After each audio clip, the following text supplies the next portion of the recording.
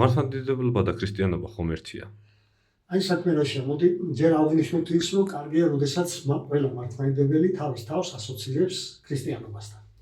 და სთვლიან, რომ ისინი არიან ქრისტიანები. ეს შესანიშნავია, ძალიან კარგია, როცა ასეთი სურვილი არის ადამიანში, ხო?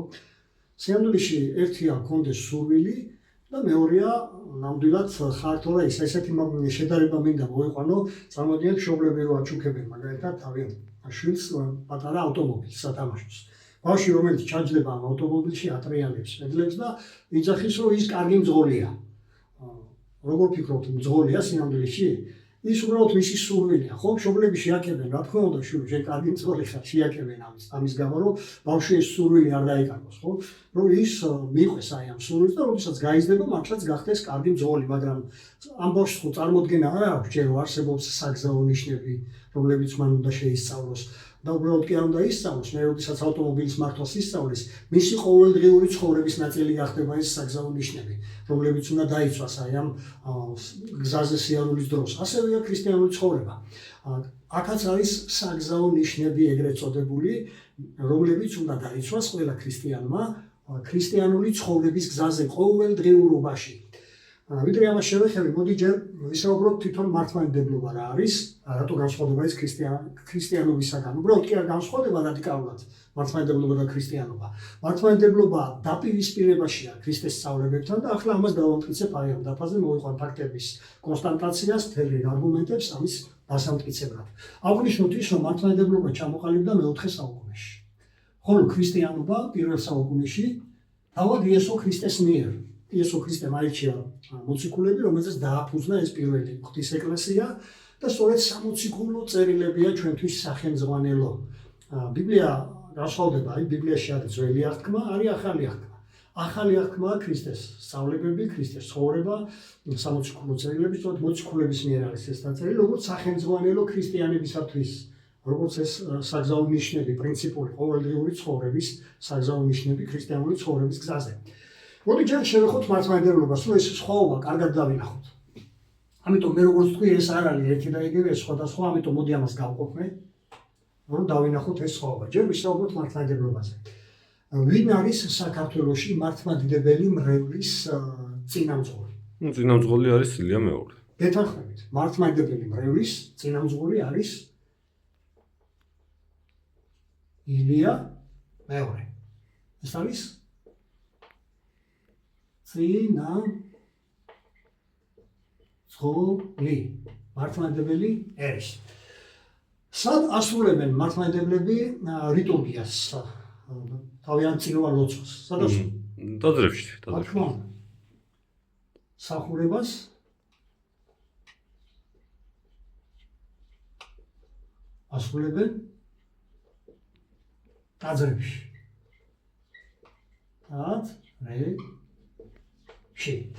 აი ამ ტაძრებში, მართლმადიდებლურ ტაძრებში, რომელიც ჩვენ უხვად გვაქვს ხო ჩვენს ქვეყანაში. ვინ არიან შუამდგომლები მრევლსა და ღმერთს შორის? შუამდგომლები მღვდლები არიან. კი ბატონო. შუამდგომლები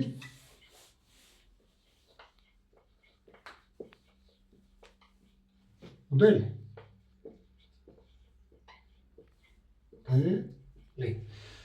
და კონკრეტულად თითოეულ ინდივიდს მართლმადიდებლს ვიყავს მოძღვარი, მამაო, ვინ არის მათთვის? მაგალითად მამა გიორგი. მამა გიორგი. მაგალითად მამა გიორგი. იგივე მოძღვარი, ხო? და ყველა მართლმადიდებლს ყავს ყველა ტაძარში თავისი ინდივიდუალური მამაო და მოძღვარი. როდესაც ტაძარში მიდის მართლმადიდებელი, ვის სცემს თაყვანს? ვისი თაყვანის სცემისთვის მიდიან ტაძრებში? წმინდა სამებას და უფალ იესო ქრისტეს. კი ბატონო, თაყვანს სცემენ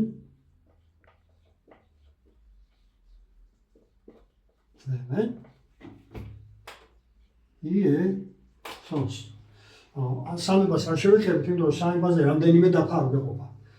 თქვათ, რომ თაყვანს სცემენ იესოს, ამისთვის მიდიან, ხო? ვის მიმართავენ ლოცვებით?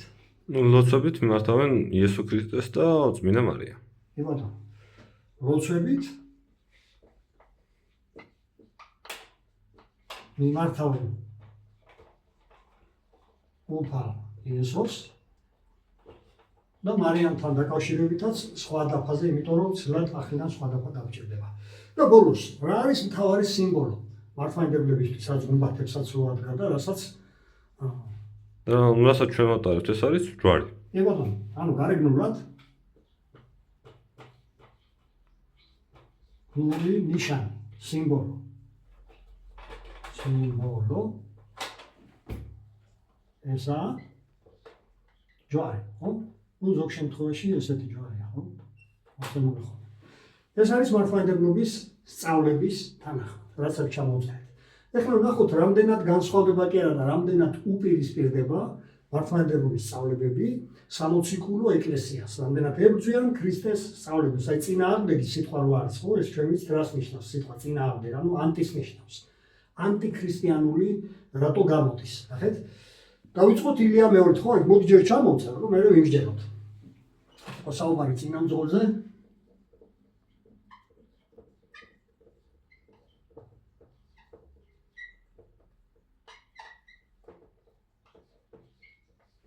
შემდეგ საუბრობდით ტაძარზე.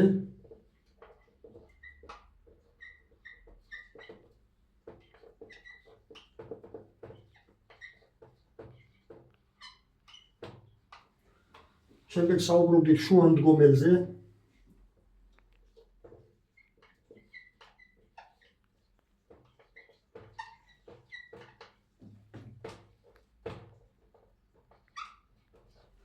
შემდეგ საუბრობდით მოძღვარზე და მამაოზე.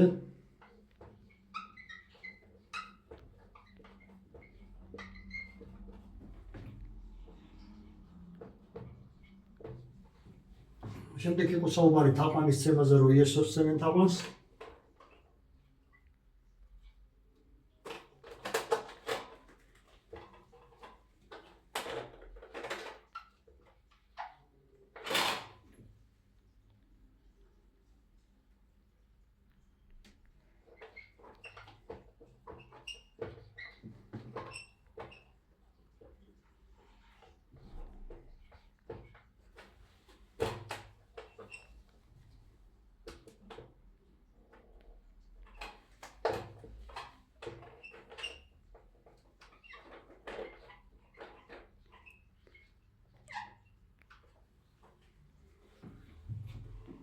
შემდეგ საუბრობდით ლოცვებზე, რომ იმართავენ უფალს და მარიამს.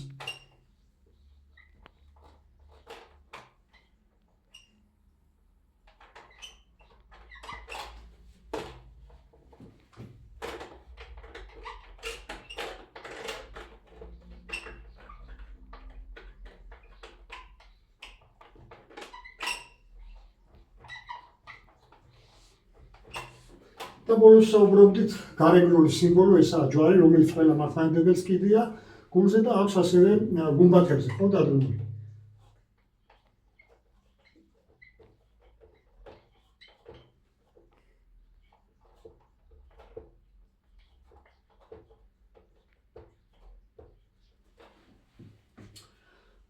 თუ იცით რა არის ეს ნიშნები? ხსმენიათ ამ ნიშნების შესახებ. ასე რომ გააჩეროთ ყველა მართლმადიდებელი, ყველა გაიქნებს თავს, რომ მათ წარმოდგენა არ აქვთ რა არის ესენი. თუ გნებავთ, ამოიწერეთ აგერ ფურცელზე, ჩაატარეთ პატარა ტესტი, ამოწერეთ აი ეს ციფრები, რაც მე დავწერე ფურცელზე, გაიტანეთ გზაზე და გააჩერეთ ნებისმიერი მართლმადიდებელი და კითხეთ, ხო არ იცით რა არის ეს? ვერავინ ვერ გიპასუხებთ. მათი უმეტესობას წარმოდგენა არ აქვს რა არის ეს. მდროება შეიძლება იქაც ერთეულება იცოდნენ აი ამ ნიშნების შესახებ, მაგრამ ამის მოძებნაზე ძალიან დანჯებიან ხოლმე. მინახია, მე ვიცით, გარწმუნებთ, რასაც გეუბნებით. ეს ყველაფერი არის სახელმძღვანელოდან აღებული ქრისტიანებისათვის საგზაო ნიშნები ყოველდღიურ ცხოვრებაში, რასაც ვიძახით, ხო? როგორც თქვით, რომ ნებისმიერი მძღოლი, რომელიც ამტკიცებს, რომ მძღოლია, მაგრამ მას არც სახელმძღვანელოდან უსწავლია საგზაო ნიშნები, მართვის მანქანის მართვა არ იცის, არ აქვს, რაც მთავარია მართვის მოწყობა. და თუ საგზაო ნიშნები არ იცის პიროვნება, საერთოდ წარმოდგენა არ აქვს, თუ კი არსებობს საგზაო ნიშნები ბუნებაში, რაც არ უნდა ამტკიცოს იმ რომ მძღოლია. თქვენ ჩათვლით მძღოლად, ყველაზე რბილი ნათქვამი იქნებოდა ალბათ, რომ ეს თვითმარქვია მძღოლია. იმიტომ რომ არ იცის საგზაო ნიშნების შესახებ, მისი არსებობის შესახებ. ასე არის მართლმადიდებლობის უმეტესობა.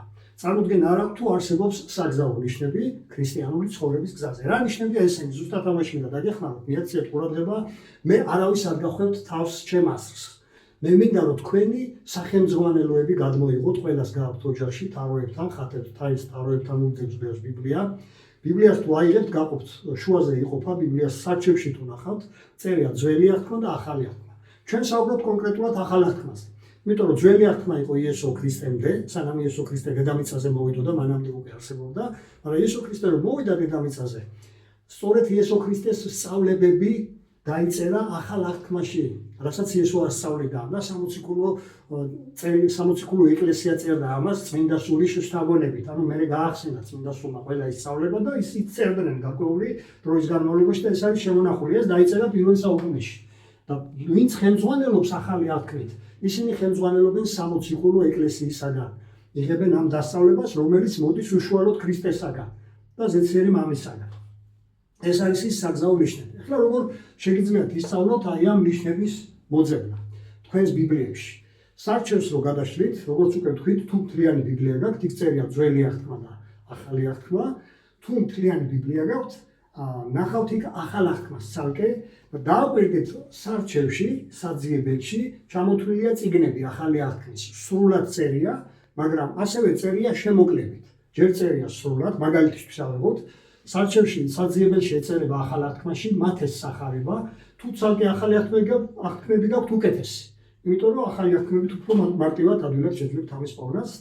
ახალ აღთქმაში წერია ჯერ მათეს სახარება, საძიებელში ეს პირველივე სახარება ახალ აღთქმაში, შემდეგ აი ეს პირველი ციფრი ნიშნავს თავს, რომ მათეს სახარების 23 თავი.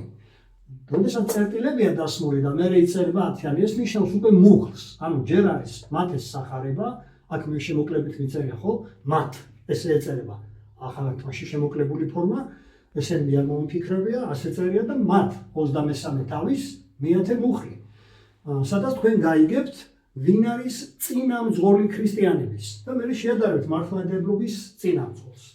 ასევე შემდეგ არის ნახეთ მოც საკ წერია შემოკლებით. სარჩევში იქ საძიებელში ეწერება მოციქულთა საქმეები. ეს არის რიგით მეხუთე წიგნი, ახალ აღთქმაში 4 სახარების მერია. მოციქულთა საქმეებს რო ნახეთ მე-17 თავი და ამ მე-17 თავში 24 და 25 მუხლებში წერია იწონებს თუ არა ღმერთი ტაძრებში მომსახურე პერსონალს. ღმერთმა დაადგინა ეს ღმერთ სურს რომ იყოს ტაძრებში ესეთი მომსახურე პერსონალი მღვდლების სახით. თქვენ შეგიძლიათ ნახოთ ეს მოციქულთა საქმეების მე-17 თავის 24-25 მუხლებში. შემდეგ საუბრობთ შუამდგომელზე, რომ ყველა ტაძარში შუამდგომლები არიან მღვდლები. შეგიძლიათ ნახოთ ტიმოთეს წერილი, საძიებელში მოძებნეთ ამას, იქ 2 ტიმოთეს წერილია, პირველი და მეორე ეს არ აგერიოთ, მიაქციეთ ყურადღება ტიმოთეს პირველი წერილი, პირველ წერილს რო ნახავთ, მე ნახავთ მეორე თავს და მე მეხუთე მუხლი, სადაც წერია თუ ქრისტიანების შუამდგომელი ვინ არის ღმერთთან. აი ამას ნახავთ აქ. ხოლო მართლმადიდებლების შუამდგომლები არიან მღვდლები, ჩვენ ეს თქვით. ჩვენ საუბრობთ ვინ არის ქრისტიანების შუამდგომელი. ეს წერია უკვე ტიმოთეს პირველი წერილის მეორე თავის მეხუთე მუხლში. შემდეგ ნახავთ ყველას მამაო და მოძღვარი ინდივიდუალურად, ხო? მათეს სახარებაში იგივე მათეს სახარებაა, იგივე მონაკვეთი 23 თავი, მერვე და მეცხრე მუხლებიდან თქვენ გაიგებთ ვინ არის ქრისტიანის მოძღვარი და ვინ არის ქრისტიანის მამა, ანუ იგივე მამაოს, ხო? ვის უნდა უწოდოს ქრისტიანმა მამა და ვის არ უნდა უწოდოს. აი აქ წერია ამ სახელმძღვანელოში. ეს არის ნიშნები ქრისტიანებისთვის ყოველდღიური ცხოვრების გზაზე. შემდეგ ალბათ თაყვანის მცემლობა იესოს მიმართ, ხო? მართლმადიდებლები ამბობენ, რომ იესოს ცემენ თაყვანს. იოანეს სახარება წერია, იოან მოკლედ წერია, ხო? საძიებელში ნახავთ რომელ გვერდზია იოანეს სახარება, მე გადაფუძვლით, ეს არის რიგით მე-4 სახარება ახალ აღთქმაში, მე-5 თავს ნახავთ და 51 მუხლს, სადაც იესო გარკვევით მოუწოდებს ყველას, რომ ის არავისგან ადამიანებისგან აიღებს თაყვანის ცემას და დიდებას. ის არ ეძებს ადამიანებისგან ამას და თუ გააგზავნებთ მე 42, 53, 54 მუხლებში ადამიანებსაც უკრძალავს ამას და ამხილებს ადამიანებს. ამაში სწორედ აი როს ცემენ ხომ ეგრეთ წოდებულ წმინდანებს თაყვანს, ხო? ის წმინდანმა თავისი ცხოვრება სიწმინდეში გაატარა, ღმერთს ემსახურა, იმის თაყვანის ცემა არ შეიძლება. იმან თავისი წილი იცხოვრა სიწმინდეში. ნებისმიერმა ადამიანმა მსგავსად უნდა იცხოვროს სიწმინდეში, ქრისტიანულად ვისაც უნდა ცხოვრება, სხვა ადამიანს კი არ უნდა სცეს თაყვანი. აქ სწორედ ამას ამბობს იესო 51-ს რო ნახავთ, მე კონტექსტიც ნახეთ.